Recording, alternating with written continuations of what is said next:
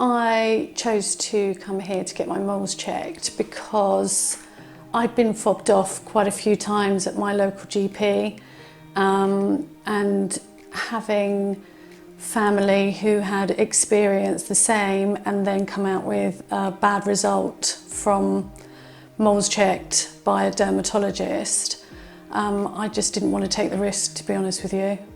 Well, obviously going to see the GP, I went with a specific mole, whereas I've got quite a few on my body, so I kind of wanted to have everything looked at just to be absolutely sure. They weren't willing to do that. I was told to go and check on a phone, take a picture, keep my own sort of record of stuff, which is quite tricky to do in some other places. So rather than keep on asking the same question to a doctor who had more or less told me to go away and sort it out myself, I had to take matters into my own hands and go and see someone privately. My husband is very fair-skinned, but has been really, really good in the sun, unlike myself over the years. So he would be in the shade, hated to burn, slathering on his Factor 50. And then he noticed here a very small patch of dry skin, red. When he came out of the shower, sometimes it would bleed. And you know, you kind of like brush it to one side. It was bothering him, went to the GP 3 times, was told it was fine, given some cream to rub on it. And then it was only a friend of his who's a GP noticed it at a social event, said, come and see me, I have this special light I want to look underneath. And it turned out to be a basal cell carcinoma. So he had to have it removed, and then had this thing called a Long Island flap done on his face, which resulted in 37 stitches. So seeing that, that was very scary, which is what made me think I need to go and get myself seen. When I was a teen, obviously it was very fashionable to be as dark as you possibly could be. It sort of showed that you'd been on the best sort of summer holiday. I also suffered with very bad outbreaks as a teenager. So in my head, the way that I dealt with it was by burning and drying out the spots, which kind of worked at the time. And there were sunbeds, so which made you look really good. And if you looked good and you felt good, then you know everything was okay as a teen.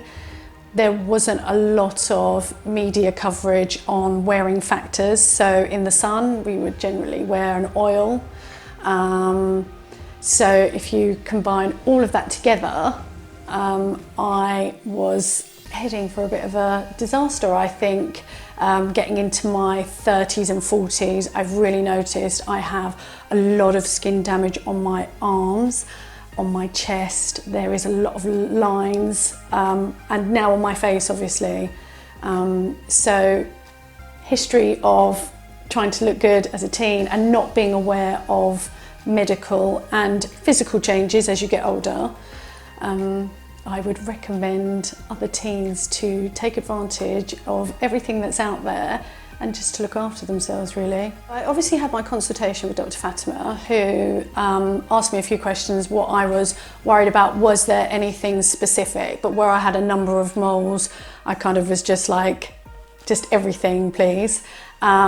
And the mole check was just generally looking at each individual mole. So it did take a little while longer than she's probably used to, underneath a light and examining it, and then afterwards showing me what she would be looking for in the cases of severity, what could happen from there, and then with some of the ones that I'm a bit uncertain about, what we would need to do in the future. I know how quickly things can change and how it's not necessarily a mole that can just change. It's keeping an eye on areas of skin that become dry or just look very different, because skin cancer comes in a variety of different forms. So it's just being vigilant, but this today has just given me that peace of mind. I had actually been recommended to come here by someone who, when I went for a treatment locally, I said, I'm really concerned. I've been to my GP, as you can see, I've got loads of moles and I feel like some are maybe changing.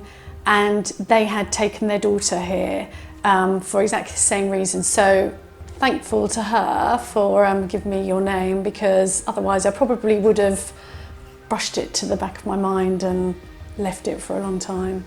100% you've got to do it. I've just seen now 2 cases close to me where one didn't ever get checked and therefore resulted in what's going to be very sad for a family, because it is terminal.